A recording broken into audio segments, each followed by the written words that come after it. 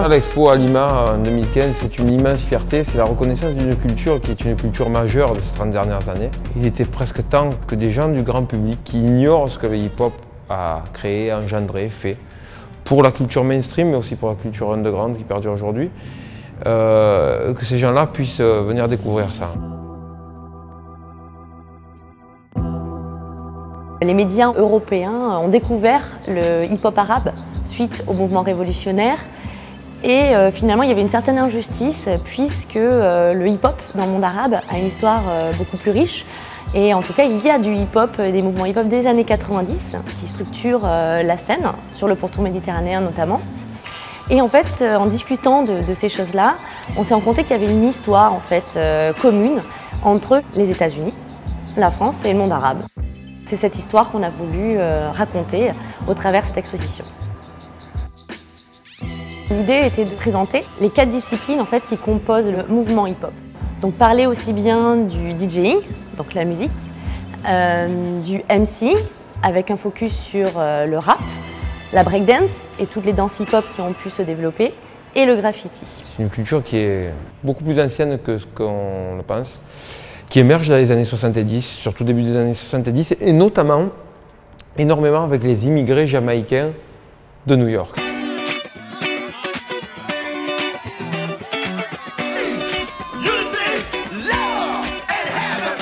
Dans cette salle sont présentés des documentaires, mais également des photographies et des documents d'archives qui justement retracent les débuts du hip-hop dans le Bronx, mais également en France et dans le monde arabe. On a notamment eu accès aux archives d'Africa Bambaataa qui nous a permis de présenter certains de ces manuscrits, mais également aussi de parler de la Zulu Nation. J'ai insisté pour que la charte de la Zulu Nation, qui est énormément d'inspiration coranique, hein, mais soit présente dans l'exposition, parce qu'elle a défini une manière de se comporter dans une ville qui était gangrénée par les gangs. On l'oublie maintenant, mais New York est une ville avec très peu de gangs aujourd'hui, alors que dans les années 70, c'était la ville des gangs. Et notamment, les gens qui fondent la Zulu Nation sont tous issus en majorité d'un gang qui s'appelait les Black Spades et qui avait plus de 20 000 membres. C'est énorme. C'était des guerres dans la ville qui avaient lieu avec des nombres de morts qui correspondaient à des conflits armés aujourd'hui. Cette culture-là a sauvé des centaines et des centaines de personnes.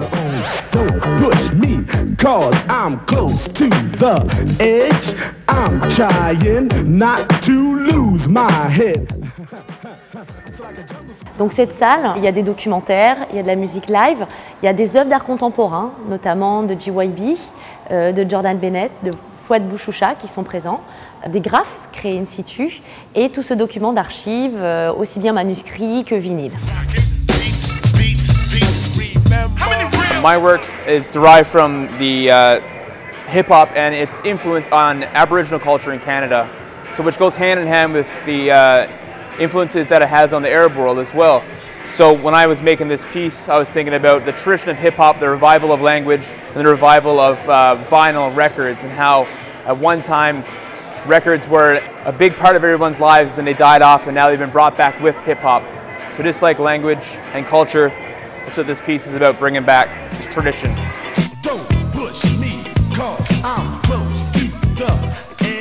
Cette culture du Bronx, d'un quartier de New York, se répand de partout aux États-Unis et de partout dans le monde, mais hyper rapidement.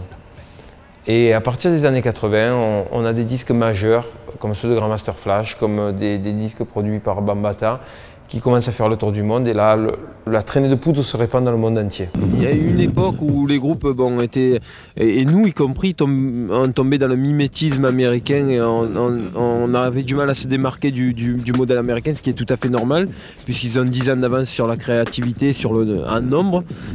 Nous, on a toujours fait, avec le Soul Swing qui sont là depuis le début, du rap assez style New York, donc les gens à Marseille qui ont commencé dans le rap, ils se sont habitués à ce style, à cette chose-là, et tout le monde a développé. Par exemple, il n'y a pas de groupe qui joue de trucs trop West Coast, tandis que dans une ville comme Paris qui est beaucoup plus grande, on trouve un peu des deux.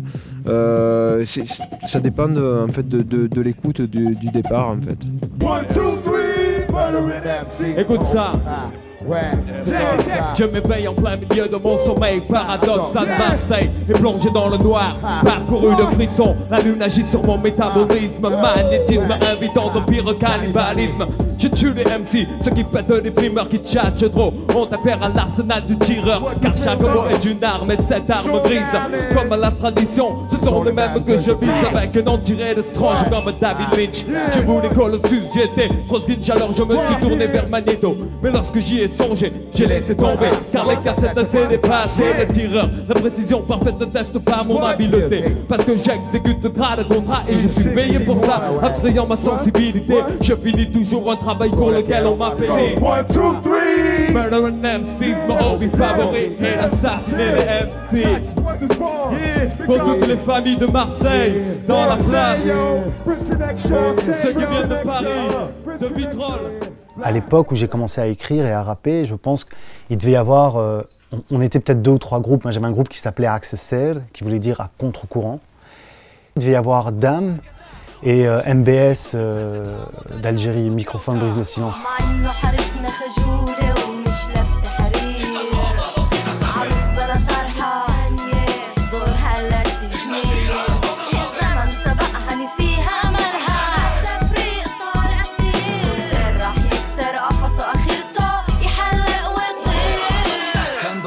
بتيفي كان هراستمت بتيفي مزلو خوكي ما يمشي الخابين دودي اني من اسالف نوت بايت في ماشين فنالي لمتا بدور مي وشي ما تسيبي ما كومش بومالي انا شي ما افتخوتشي ابو تاور شي بكتا من هرا فالزرق تحت برود ركي بدريسا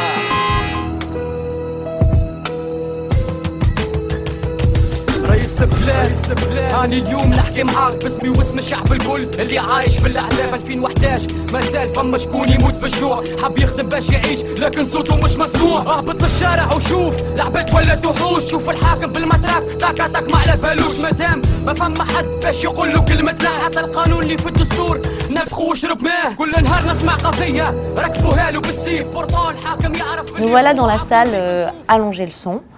Donc l'idée était vraiment de travailler sur les innovations aussi qu'induisent l'invention du hip-hop. Donc nous avons les différents, on va dire, outils et objets du DJing avec les platines, les tables de mixage, mais également aussi une présentation avec le concours de DJ Victor, des différentes techniques qui font que d'objets, en fait, les platines deviennent aussi instruments de musique. En fait, très souvent, dans le hip-hop, d'une innovation technique, en fait, on en fait tout un art. Et cette salle, justement, est là pour présenter l'art du DJing. Donc le scratch, c'est ce mouvement qui va d'avant en arrière avec la main sur le disque vinyle. Donc pourquoi, d'où ça sort déjà? Pour la petite histoire, c'était un DJ qui s'appelle Grand Wizard Theodore qui s'entraîne à mixer dans sa chambre. Et le son était un peu trop fort et il y a sa mère qui vient taper à la porte. Et lui, pour arrêter le disque et pour se faire tout petit, il met sa main sur la platine vinyle pour arrêter le son. Et là, qu'est-ce qu'il vient de faire? Il vient d'inventer le scratch sur une erreur. Donc maintenant, la même technique appliquée avec un son, par exemple un vocal, une voix. On va voir avec la musique ce que ça donne.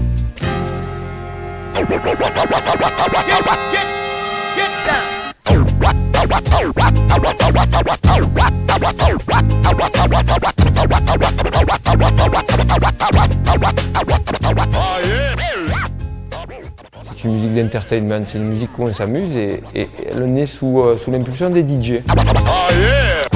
Les DJ sont les premiers à mixer des titres et ils ont à côté d'eux quelqu'un qui parle au micro qui s'appelle le maître de cérémonie, Master of Ceremony, MC.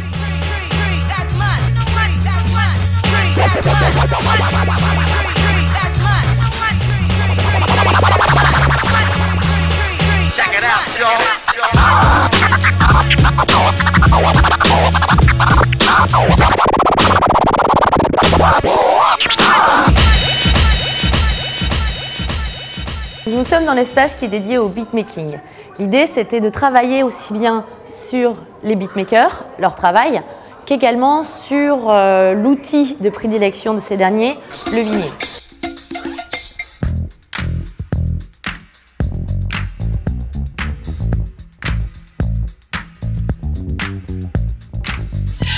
On va dans nos pays d'origine Pour moi l'Italie, pour d'autres le Maghreb, pour d'autres l'Afrique noire, le Sénégal, le Mali. On y va. Mais on revient avec des musiques traditionnelles aussi, qui sont aussi la musique de nos parents, de nos enfants. Il y a cette espèce de mélange qui est caractéristique de notre musique et de notre culture.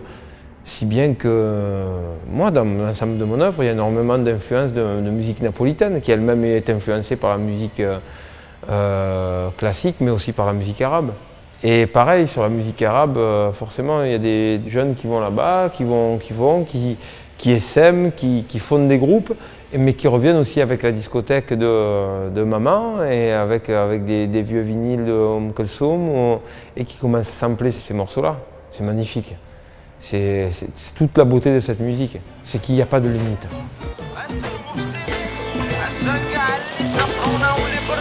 On a présenté plus de 220 vinyles ici sur ce mur.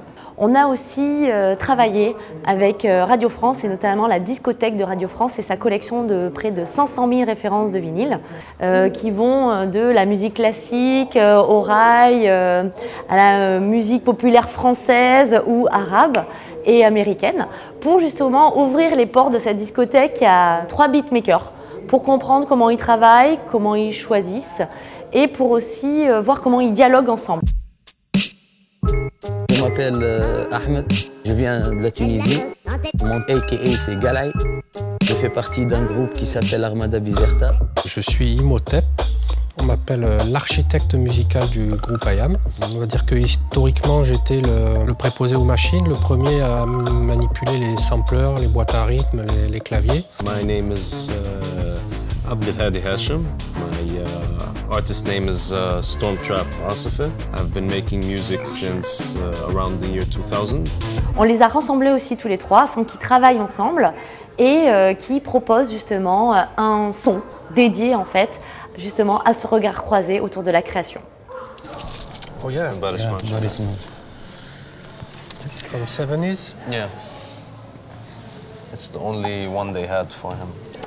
Ah. Le Bozok. Ah. Good love, good love. Tan tan tan tan tan tan tan tan tan. Papa papa papa papa. Avec un peu du canon et des violons, je pense. We have to sample the part with no kicks because it's boom boom, it's too much. Oh yeah. On peut travailler avec les deux. Ouais. On prend des kicks ici, des snares de l'autre.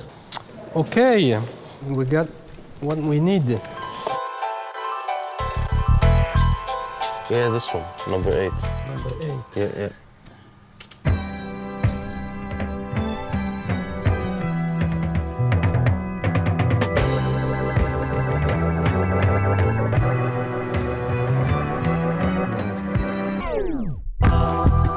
You know what I will try to on the beat? On the first step, only one kick. Okay. Like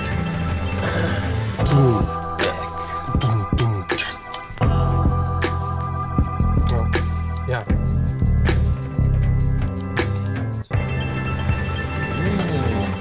دستور علو رقتي بلو واشرب ماء يا شمعت لك راسي فخنا بيكم عملاء ولا امشي اشكي للبوليس لهنا قانون الغابة رئيس فوق رئيس. Là on pourrait dire qu'on a quelque chose qui tourne quand même.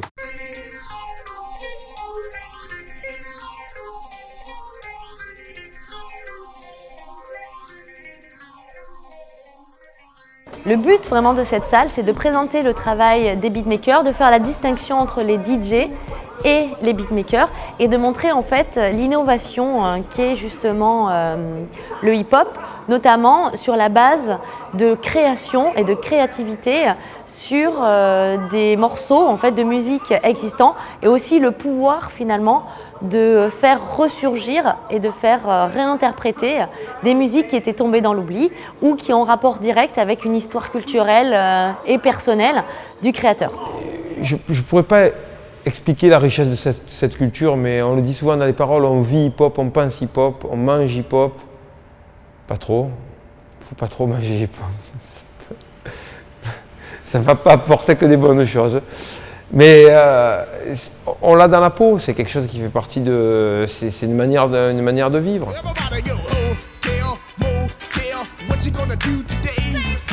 breakdancers, their shit always looked really correct and clean, and it was all about keeping your sneakers pristine and constantly looking fresh, you know, in terms of how that, you know, complemented your entire kit, you know, whether it was the Kangol hat, the nylon t-shirts, jeans, whatever. You know, I say it was really that Ken Swift, Rocksteady Crew b-boy look that took over in terms of making sneakers almost the main attraction to what you had on.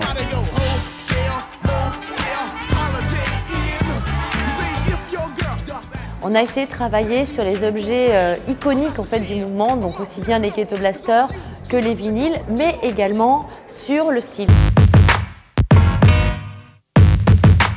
L'idée, en fait, c'était de mettre en parallèle, par exemple, l'habit d'un b-boy typique des années 80 avec le survêtement et le bonnet Kangol et l'habit de scène, en fait, de The Narcissist, un artiste irakien qui travaille au Canada. Donc l'abaya, mais également le chapeau de son grand-père qu'il porte pour ses concerts, qu'il porte par-dessus, tout simplement, son propre, en fait, survêtement et ses baskets.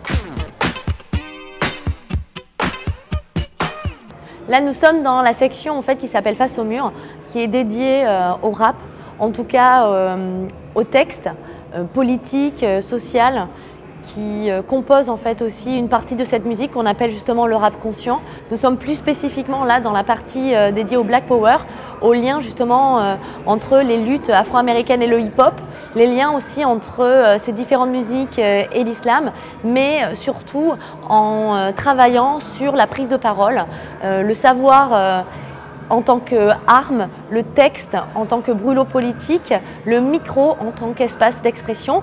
Et toutes ces problématiques sont notamment illustrées avec cette œuvre de Satch Hoyt en fait. It's not a work that was made about hip-hop, but it's a work that was made about the diaspora, the African diaspora, and that's where hip-hop comes from, okay? So every time I show this work, I investigate the colonial history of that particular country. Here I'm investigating the colonial histories of the French, which obviously is Africa, the Maghreb, and then also included in the selection of books here is the Negritude movement, Aimé Césaire, Frantz Fanon, who is at the top of the pile, and this is all part of the hip-hop movement because the hip-hop culture is from the African diaspora.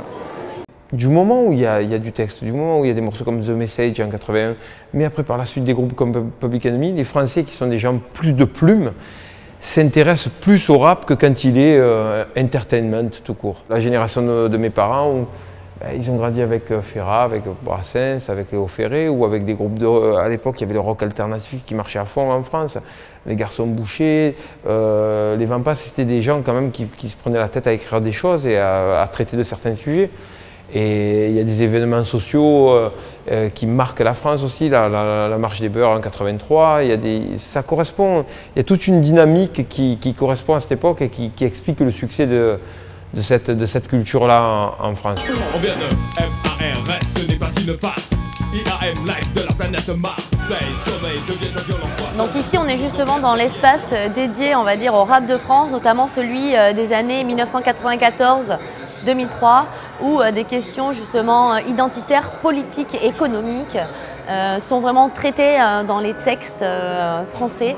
Toute cette période justement est illustrée par une bande son notamment où on va retrouver Ministère Amer, NTM et également des productions comme celle de Evol en fait qui travaille sur l'habitat collectif ou des œuvres encore de Jamel Tata qui sont là en fait pour illustrer la dimension économique, politique, sociale, contestataire que l'on retrouve justement dans ces textes en France, dans les textes de hip-hop rappés par ces artistes français.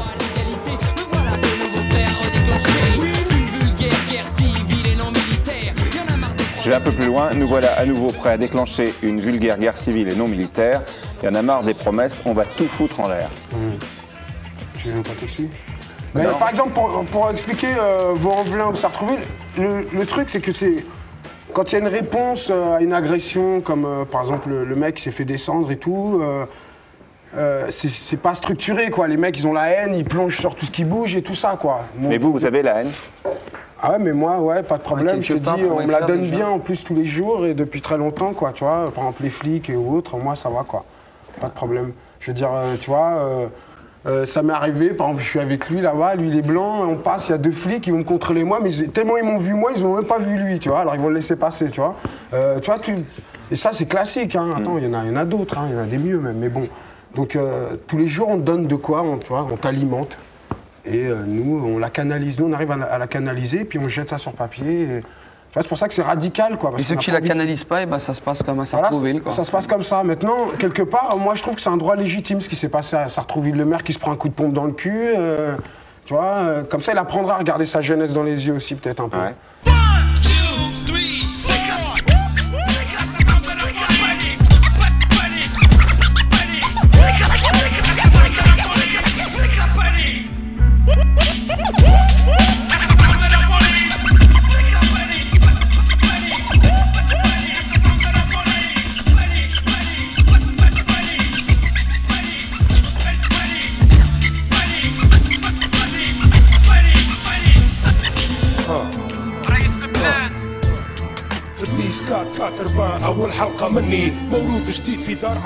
Le rap dans le monde arabe est depuis ses débuts en fait l'expression d'une jeunesse en fait qui cherche à reconquérir une place dans la société civile, un espace en fait d'expression. Et cette salle en fait dans laquelle je suis a été vraiment construite pour l'exposition, réalisée notamment par un artiste national. L'œuvre qui est derrière moi, qui est tout autour de nous, qui est en dessous de nous, c'est en fait une idée que j'ai eue, c'est de traiter plus ou moins des origines du hip-hop, faire un parcours, faire une arborescence. Comme un arbre, en fait, il y aurait des racines dans lesquelles on puiserait de son énergie, la sève. Et donc voilà, en gros, ici sur les murs, j'ai mis des figures. Donc je pense à des gens comme James Brown. Moi, quand j'étais petit au Maroc, j'allais tous les étés là-bas. Mon père avait une grande collection de disques de James Brown. Donc on a dansé là-dessus, même du breakdance sans le vouloir, déjà là-dessus. Donc moi je trouve que ce gars-là fait partie des gens qui ont influencé le hip-hop, le rap. Pour moi, mais je sais qu'il y en a plein d'autres. Il y a ici Kool Herc qui est beaucoup plus technique avec Coquelin Rock et d'autres. Ils ont développé le rap qu'on connaît maintenant. Et pour moi, Public Enemy, c'est ce qui représente le rap. Pour moi, le vrai rap des années 80, le côté revendicatif, politique, le côté hardcore aussi. Donc Kool Herc, Public Enemy, James Brown, et après on fait un arbre, une arborescence qui circule au sol, on marche dessus, et on a plein de références, on a le jazz, on a le blues, on a la funk, on a des références, du graffiti un peu, mais on a surtout des citations en arabe. Et à chaque fois, quand on arrive sur un écran, eh ben, l'écran symbolise finalement une fleur, parce que les rappeurs orientaux de nos jours sont un peu les Public Enemy de nos jours, avec toute la revendication vis-à-vis de leur situation au Moyen-Orient.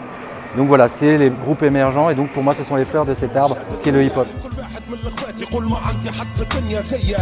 Il est question ici dans cette salle de panarabisme, de création, de langue aussi, l'utilisation de l'arabe dialectal ou de l'arabe littéraire. Et il y a plusieurs voies en fait de transmission dans le monde arabe pour cette culture-là.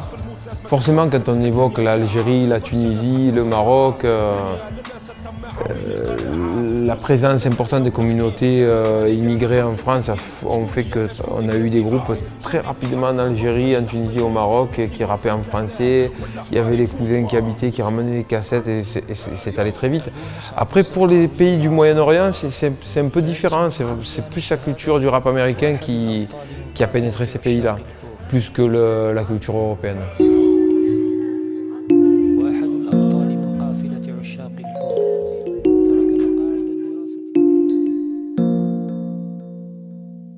Qu'au Liban, les religions se marient, j'ai pas dû être invité au mariage. Je les ai toujours vus se battre et ça depuis l'âge de 15 ans. Pourtant, on est tous nés innocents. Demande à ma mère, je suis pas né avec un couteau entre les dents. En fait, j'ai rappé totalement par hasard. Simplement parce que, à l'âge de 14-15 ans, je venais de rentrer. Donc en fait, avec ma famille, c'était la fin de la guerre civile libanaise et on est rentré au Liban, à Beyrouth. Et je ne connaissais rien du Liban. Enfin, j'avais vu une ou deux fois en vacances, mais... Et évidemment, je découvre la fin de la guerre, un pays en ruine, les conflits sociaux, les conflits religieux. Je découvre, venant d'une éducation non religieuse, je découvre les religions. Et là, j'avais des choses à dire. Et donc, très jeune, j'écrivais. J'écrivais des poèmes, des textes, des poésies, j'avais envie d'écrire tout simplement. Et là, le rap, c'était la musique la plus accessible. N'étant pas musicien à l'âge de 15 ans, il était plus facile de mettre 2-3 percussions et d'essayer de poser un texte dessus. Rapper en arabe en 96, 97, 98, ça a été un combat. Au début, ça a été quelque chose d'extraordinaire pour une raison simple, c'est en fait les consonnes en arabe sont très importantes, elles sont là. En fait, si tu veux, en arabe, on n'écrit que des consonnes. Et qui dit consonne dit percussion. Pour être percussif et pour jouer sur des triolets ou pour jouer vraiment avec le rythme, mais c'était une mine d'or.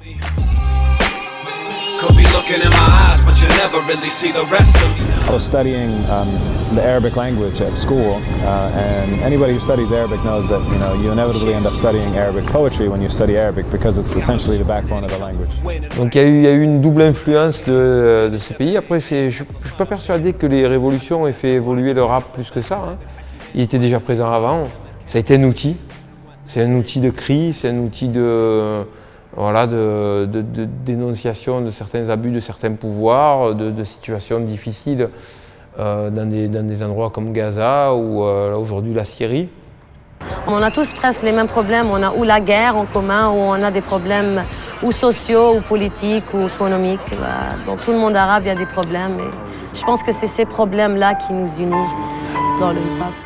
عندنا تراثنا وعندنا هذا الاشي يعني فيش احلى منه انا بنظرتي. الطوب الفلسطيني رمز افتخارنا يعني عن شخصيتنا العربيه. زي ما قلت مش بس شخصيتنا الفلسطينيه العربيه. انا بالنسبه إلي مفتخر يعني كثير بفتخر بتراثنا والشغل النسائي اللي بياخذ وقت ويعني تعب عليه فهذا هو. And I think, if you listen to my music, my message is mostly about individuality and the narcissism and society and what's going on around us, and just telling people, you know what, I'm aware of what's going around me and I'm trying to be critical of both myself, my environment and where I come from, and maybe we should all do the same in order to grow with each other. Le hip-hop est dans l'écriture et une fois qu'on s'attarde sur les paroles, on va toujours trouver quelque chose dans un pays qui ne fonctionne pas et qui peut être dénoncé à travers un morceau, des vers, plusieurs morceaux, une œuvre, un album. Et ce qui est dit dans les textes des chansons arabes, forcément, on ne parle pas du tout en américain du ghetto, et inversement. Mais par contre, le rap va trouver toujours les sujets ça va appuyer où ça fait mal.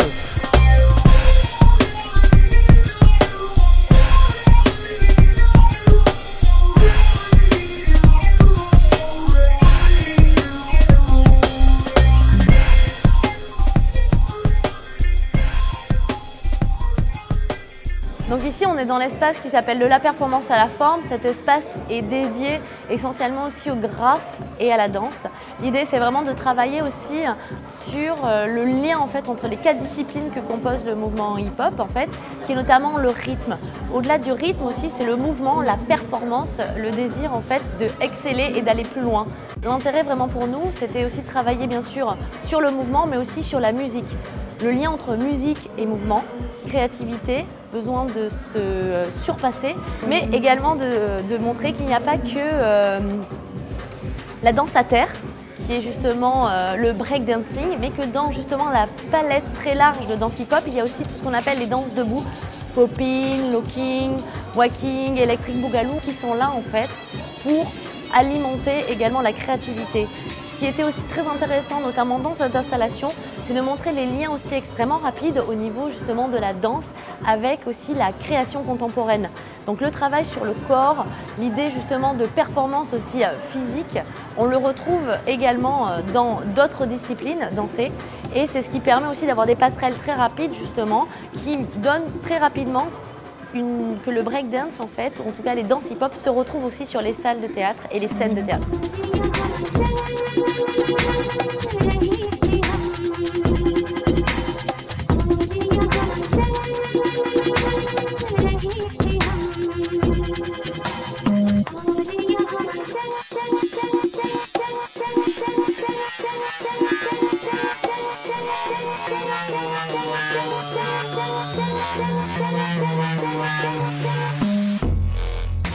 Nous sommes toujours en fait dans l'espace de la performance à la forme, mais plus particulièrement sur la partie dédiée en fait au graffiti. Nous avons essentiellement travaillé en fait sur le lettrage, sur la calligraphie.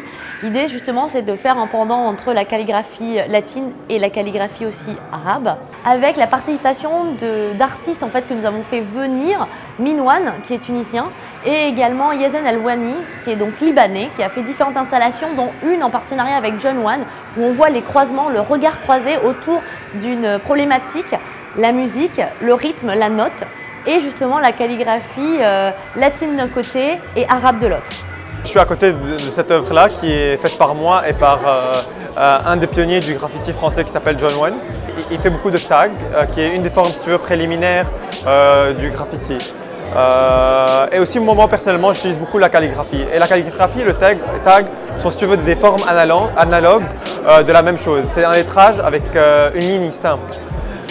Et donc, dans ce cas-là, on a voulu faire une composition mettant face à face la calligraphie et le tag. Et moi, personnellement, j'ai voulu utiliser la calligraphie arabe au lieu d'écrire juste une phrase comme une méthode de notation musicale. Donc, au lieu d'écrire le printemps, j'ai pris le printemps de Vivaldi et j'ai écrit les notes sur une portée de notes en utilisant la calligraphie pour noter cette musique-là. Et c'est aussi en référence à la méthode du sampling qui est de prendre un morceau classique ou de musique classique en rap et puis le mettre en boucle et puis mettre un beat dessus pour pouvoir chanter. Le hip-hop a absorbé ce que la société produit, fait en musique, en art et il y a énormément de ponts. En fait, on nous a décrit comme une culture complètement fermée, ce qui est strictement l'inverse. C'est la culture la plus ouverte au reste qui soit. Minwan, 27 سنة من تونس. Je fais partie des crews de Zomra Crew en Tunisie. C'est un collectif d'artistes où on peut trouver des rappeurs, des MC, des b-boys, des graffeurs. Et moi, je suis le pionnier déjà. Là, j'ai travaillé sur une citation de Nejel Ali. C'était un caricaturiste palestinien. Et fut le premier caricaturiste mort qui a été assassiné pour ses caricatures. Et c'est ça, c'est une question de lutte, quoi. Faut toujours avancer, faut toujours avoir des idées, faut toujours penser à ses idéaux, faut tracer ses repères, faut travailler sur l'identité aussi. D'ailleurs, vous pouvez voir un peu les tatouages berbères sur le visage. Cet espace ouvert est donc l'espace de fin, donc où il est question justement de graffiti et nous permet en fait de rejeter un dernier œil en fait au début de l'exposition et surtout d'avoir en pleine face ces grandes vidéos qui illustrent en fait justement les débuts du graffiti et aussi les espaces légendaires de leur expression, donc les métros, les Five Points à New York ou les magasins généraux encore à Paris. Comme dans les débuts quand je graffais, si, on kiffe même s'il a glissé, si, vilement immiscé, lève ton verre à ce putain dérapé, ART, qui t'a parlé de raquet, de bis, fric, bitch, vite, rabat, se caquer, c'est FAT, ouais, tu le sais, SAT, c'est plus que de la musique, c'est du, ouais, de la, c'est plus que de la musique, c'est du, ouais, de la, c'est plus que de la musique, c'est du, ouais, de la hip-hop music. Ouais, c'est du hip-hop. Ok, on va faire ça tranquille.